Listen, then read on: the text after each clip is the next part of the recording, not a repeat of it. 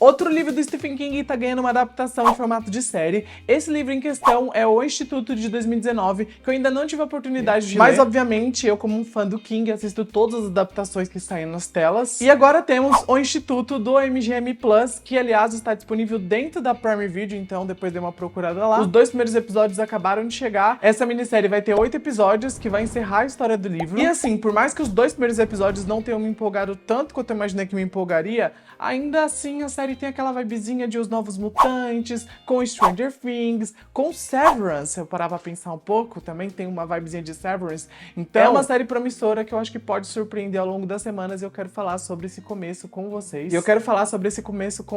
Mas antes de a gente começar a falar sobre ela, deixa o like que é importante, se inscreve aqui no canal para próximos conteúdos e me conta nos comentários se vocês vão assistir a série, que eu quero muito saber. Ambientada novamente no Maine, que é muito comum nas histórias do King, aqui nós conhecemos um menino de 14 anos chamado Luke, que é sequestrado ali na sua casa durante a noite enquanto ele dormia. E ele acorda ali no instituto, um lugar ali para jovens dotados, e eles são estudados nesse lugar, até porque o Luke é um gênio que tem a capacidade de mover coisas com a mente, então ele não é um jovem normal, na verdade ele tem as suas habilidades. E por falar nessas habilidades, existem 3 tipos de pessoas com poderes: os TK, que são os telecinéticos, os TP, que são os telepáticos, e os mais raros, que são os PC, os procognitivos. E a senhorita Sigsbee comanda esse instituto, e ela vai ser a mente por trás de tudo que tá acontecendo. E assim, ela tem uma cara de maldosa, só que ela fala com o Luke de uma forma tão alegre que, por incrível que pareça, isso dá uma sensação bem esquisita, porque você sabe que aquele lugar não é um lugar bom, mas ao mesmo tempo ela fala de uma maneira tão fica tranquilo, não se preocupa com nada, vai dar tudo certo no final. E você pensa, será mesmo? Ainda mais porque ela fala que o trabalho deles ali é importante, porque esse trabalho vai salvar o mundo, eles são importantes porque eles estão ajudando a salvar o mundo. Então,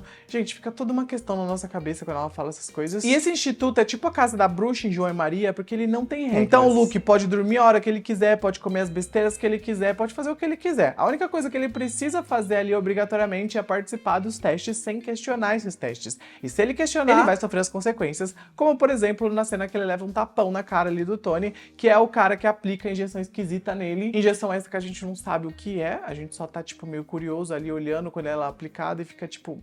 que é isso? E além do Luke, o instituto também tem outros jovens. Uma dessas jovens é a Kalisha, que do nada beija o Luke logo no primeiro episódio. E assim, ela tem um poder ali que ela pode sentir as pessoas, então ela pode meio que entender os pensamentos. Então será que ela sentiu que ele gostava dela e ela fez isso? Fiquei nessa dúvida.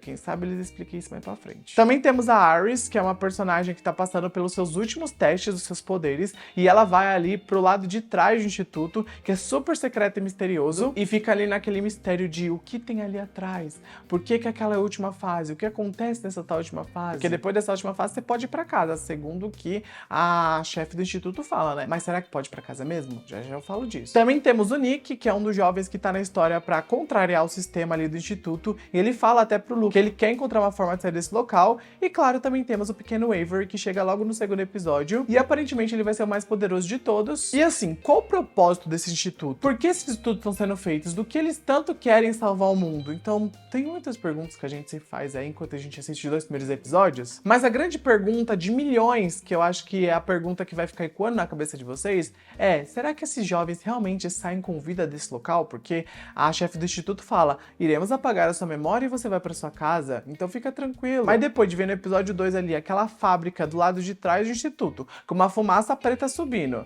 eu imagino que na verdade aquele local é um local onde eles levam os jovens que saem do instituto, incineram eles, e eles nunca voltam pra casa. Porque a gente sabe que esses jovens que sumiram das suas casas são considerados desaparecidos, mas será que eles foram encontrados algum dia, algum dos jovens que o instituto fez ali experimentos? Eu acho que não. Mas vamos continuar falando do pessoal do instituto, né? Temos também aqui o chefe de segurança, Stackhouse, que é super frio calculista, e ele indiretamente causa uma morte ali no episódio 1, e pra mim essa foi uma das poucas cenas chocantes desses primeiros episódios. Então assim, foi uma cena boa comparada às outras que a gente teve. Também temos o Dr. Hendrix, que tá conduzindo os estudos nos jovens, e a governanta Maureen, que parece legal, só que assim, ela tá trabalhando nesse lugar esquisito, então coisa boa ela não é. E enquanto isso tá acontecendo dentro do instituto, a gente também tem um enredo paralelo acontecendo na cidade, que é o enredo do Tim, um ex-policial que ainda sofre muito por conta de um incidente do passado, e ele começa a trabalhar como vigia noturno ali na cidade, que aliás fica perto do instituto, então assim, a gente já sabe que ele vai se meter nesse rolê do instituto, e ele basicamente fica verificando ali na rua se tá tudo bem nas lojas, se não tem ninguém precisando de ajuda. Então, no episódio 2, ele até tem um momento ali que ele vê um assalto, salva o dono da loja que foi baleado. Então, assim, foi legal. Porém, o ponto mais importante do enredo dele, na minha visão, vai ser ele ir até o instituto. E pra isso, eu acho que o impulso que ele vai ter pra chegar vai ser dado pela Annie, que é uma moradora de rua que ele conhece nas rondas dele. E essa mulher é muito sensitiva, né? Eu acho que ela é também uma das iluminadas. E ela vai fazer o Tim abrir os olhos pro pessoal dessa cidade que podem ou não estar encobrindo o que tá acontecendo no instituto. Mas eu sinto que essa mulher vai fazer ele ir até o instituto a algum ponto da série. Sei lá, pro episódio 4, 5, eu imagino. Lá no meio da temporada. Mas essa Annie tá escondendo alguma coisa. Ela sabe demais. Ela sabia de uma coisa muito pessoal do Tim. Como que ela sabia?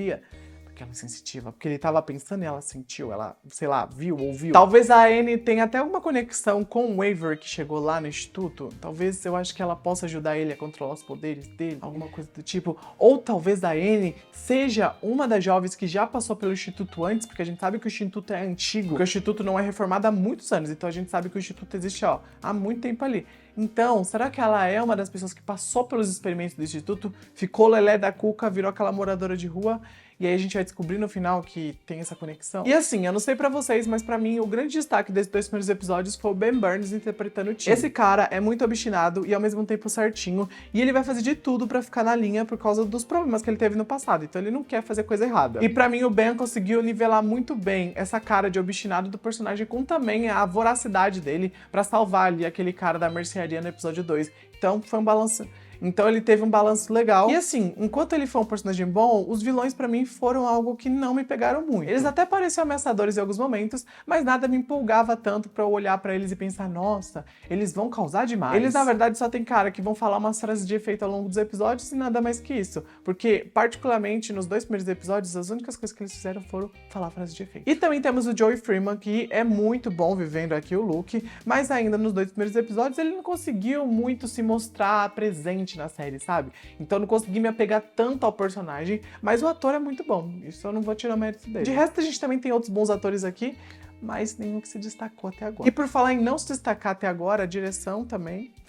Gente, a direção da série é básico do básico. Eles nem tentaram algo legal, assim, tipo um jogo de câmera diferente. E também uma coisa que me incomodou aqui na série foi que os episódios eram longos demais pra pouco conteúdo na história. É como se existisse um conceito legal por trás do roteiro, mas o roteiro não desenvolvesse esse conceito muito bem. Fazendo assim toda a história que a gente tá acompanhando não ser chamativa pra nós, espectadores. Então falta meio que tempero na série, porém, mesmo sem tempero, por ela ser uma minissérie, eu sei que ela vai ter final, e por ela ter final, eu sei que ela pode se encaminhar bem ali da metade pro final. Então vamos aguardar pra ver se as coisas vão ter mais ação, mais emoção, que é o que tá faltando um pouco nesses 2 primeiros episódios. E assim, pros próximos episódios eu espero que eles abordem mais sobre o líder misterioso que a gente vê aí nos 2 primeiros episódios, aquele líder que tá se comunicando com o chefe de segurança pelo telefone. A gente também precisa entender porque a Sisgib e o Hendrix transam escondidos com aquela cara de mortos, tipo assim, gente, eles não têm emoção? Será que retiraram a emoção desses dois? Porque a gente percebe que a Sisgib não é 100% do mal. Eles tentam humanizar um pouco ela aqui, naquela conversa que ela tem ali com um dos pais dela, mas ainda assim ela é tão sem emoção, ela é tão fria que, ai, faltou um pingo de carisma, sabe? Além disso, a gente tem que entender um pouco melhor o conceito de ser um PC, né, dentro desse universo e o porquê o Hendrix pode estar atrás dos PC, porque isso vira um assunto nos 2 primeiros episódios. Então acho que é algo que também eles podem trabalhar melhor nos próximos. E antes de terminar o vídeo, eu só queria falar um conceito geral do universo do Stephen King, que é basicamente sobre os iluminados, que são pessoas que possuem habilidades psíquicas, conhecidas aqui como o brilho. E essa habilidade pode variar de indivíduo para indivíduo, mas ela geralmente envolve clarividência, telepatia, telecinese, precognição, empatia psíquica. E o Stephen King interliga tudo isso ao longo das suas histórias, porque cada história dele tem um personagem que tem uma habilidade. A Carrie, por exemplo, de Carrie a Estranha, é uma iluminada, talvez uma das mais fortes. E eu tô empolgado pra ver a série que vai lançar dela da Amazon em 2026. E assim, Mike Flanagan no comando, eu já sei que vai sair coisa boa. Também temos o Danny de O Iluminado, que aliás, o Hotel Overlook do filme age como uma esponja sobrenatural que se alimenta da energia de pessoas como ele. Então o brilho do Danny é tão intenso que ele atrai algumas entidades que querem se aproveitar disso. Então é um bom conceito abordado dessas histórias. E eu acho que a história que mais se interliga ao Instituto é a história de A Torre Negra, que também vai ganhar uma adaptação na Amazon. E a Torre Negra é a espinha dorsal do universo aí de poderes do Stephen King. Porque aqui a gente vê o Holland que viaja para mundos paralelos para alcançar a misteriosa Torre Negra,